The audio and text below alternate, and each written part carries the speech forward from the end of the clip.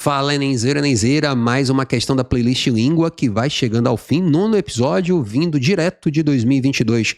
Primeira aplicação, questão que teve aí 61,5% de acertos, um número bastante expressivo, né? A questão já quase sendo categorizada aí como fácil, tá bom? No final do episódio, inclusive, eu vou mostrar como esse tema é bastante recorrente com outro item, vou indicar para vocês outro item que já apareceu também no Enem. Então vamos ver aqui a referência bibliográfica como de costume. Araújo H, não sei quem é, não abriu nenhuma luz, disponível em diariojurista.com, então a gente vê aqui que é um site para o público do direito, para o mundo jurídico, acesse em 20 de novembro de 2021, portanto aí uma questão recentemente feita, uma questão até nova, levou pouquinho tempo para ser aplicada já em 2022. Vamos ver o comando, o que é que ele fala. Nesse artigo de opinião, ao fazer uso de uma fala rebuscada no exemplo da compra do pão, então usar uma linguagem rebuscada na compra do pão, pela nossa experiência de Enem, pela sua experiência de Enem, é algo incompatível, né? Você usar uma linguagem rebuscada, uma fala rebuscada para comprar pão. O autor evidencia a importância de quê? Vamos ver sem ler o texto? O texto é grande, dá uma preguiça, olha só que texto enorme. Vamos ver aqui, já dando uma olhadinha nas alternativas. Usar essa linguagem fora de um contexto adequado, né? Então, o autor evidencia a importância de quê? Se ter um notável saber jurídico para comprar o pão? Não, né, gente? Pelo amor de Deus. Não é cara de verdadeiro. Eu vou ler o texto ainda, mas cara de verdadeiro não tem. Valorizar a inteligência do falante. Não, você vai precisar de inteligência para comprar o pão. Né? Você precisa apenas ir lá e pedir o pão. Falar difícil para demonstrar inteligência, não.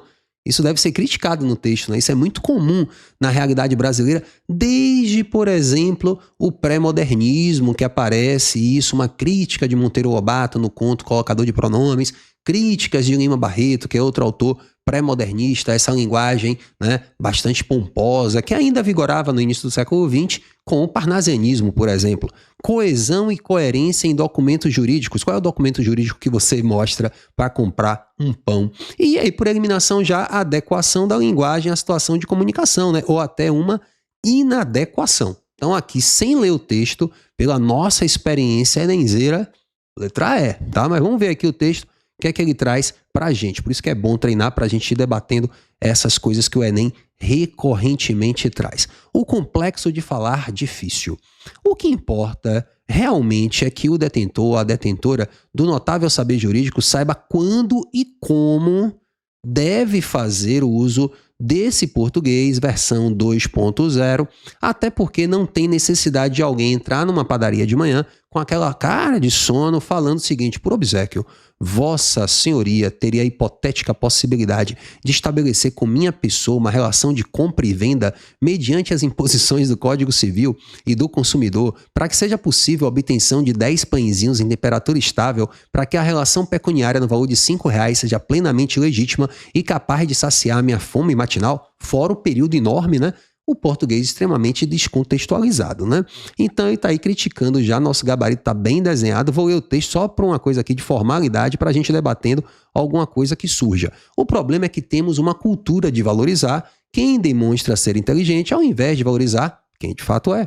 Pela nossa lógica, todo mundo que fala difícil tende a ser mais inteligente do que quem valoriza o simples, e 99,9% das pessoas que estivessem na padaria iriam ficar boquiabertas se alguém fizesse uso das palavras que eu disse acima em plenas 7 da manhã, em vez de dizer: bom dia, o senhor poderia me vender R$5 de pão francês? Eu não sei se as pessoas ficariam boquiabertas achando bonito não, tá? As pessoas já acham meio babaca isso, mas enfim.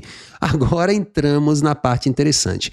O que realmente é falar difícil? Simplesmente fazer uso de palavras que a maioria não faz ideia do que seja é um ato de falar difícil? Eu penso que não, mas é assim que muita gente age. Veja que esse é um site aí voltado para o público jurídico em que essa questão é muito relevante. Vale aqui dizer que não é o que acontece, por exemplo, nas faculdades de letras, em que esse exibicionismo linguístico seria realmente olhado de maneira bastante crítica. Então, continuando.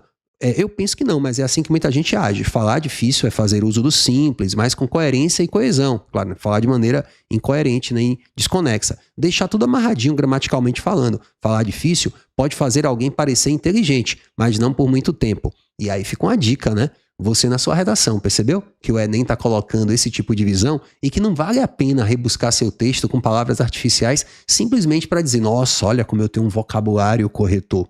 Tá vendo? Então, continua aqui a leitura. É claro que em alguns momentos não temos como fugir do português rebuscado, do juridiquês, propriamente dito, como no caso dos documentos jurídicos, entre outros. Será? Vou colocar aqui uma interrogação no final. Será que não dá para fugir também nos documentos de uma linguagem tão estéril, tão improdutiva?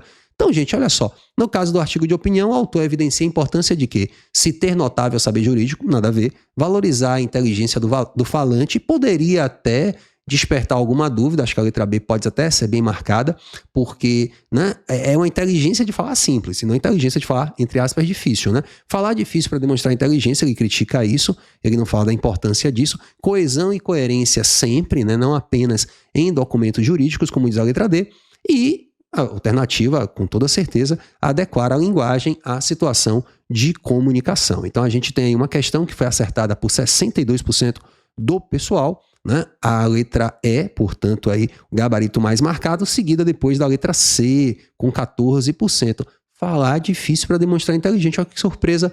Talvez aí o imaginário de muita gente ainda pense isso, né? Então, a letra C com 14%, depois a letra B com 9%. A letra B valorizar a inteligência do falante. Você vê que as pessoas leram e talvez pensaram o que o texto criticava. Letra D com 8% apenas, coesão e coerência em documentos jurídicos. E a letra A com apenas 7%, se ter um notável conhecimento ou saber jurídico. Tá? Eu achava que a letra B, por exemplo, poderia ser a segunda mais marcada, foi apenas a terceira. Essa questão teve a seguinte competência de linguagens e códigos: compreender e usar a língua portuguesa como língua materna, geradora de significação e integradora da organização do mundo e da própria identidade. E a habilidade 26, essa daí você tem que saber, tá? Às vezes eu digo, olha, tem gente que acha que saber a habilidade é fórmula mágica, mas essa habilidade 26 te ajuda muito, tá? Ela já caiu várias vezes no Enem, então é bom conhecê-la a fundo. A habilidade 26, relacionar as variedades linguísticas a situações específicas de uso social. Aí vale sim conhecê-la nesse Enem de 2022, de média 510,24, e que nessa questão foi acertada por cerca de 75% dos alunos dos institutos federais, por cerca de 74% dos alunos das escolas particulares, por cerca de 61,7% acima da média das escolas municipais, não declararam onde terminaram o ensino médio, 57%, já abaixo da média, e também escolas estaduais, 57%, já abaixo da média, no raio-x completo desse item do Enem. Mas não vai embora não, é só clicar aqui do lado que vai aparecer um vídeo muito parecido com esse item para você perceber as tendências da prova. Estou te esperando, clica aí, é um segundo para a gente se ver de novo.